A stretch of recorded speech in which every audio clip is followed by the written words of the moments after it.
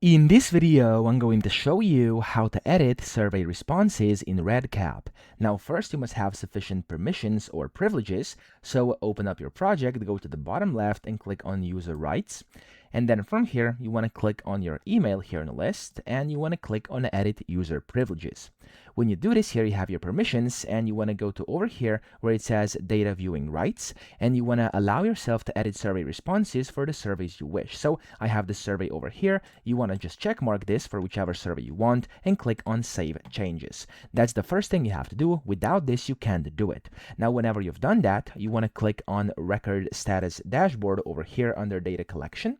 And then if you have those permissions, you'll be able to do the following. Just select any of these records. For example, this first one over here, which as it shows is incomplete. You can then click on that survey. So for example, on this red circle over here, because it's incomplete, maybe a different color for you.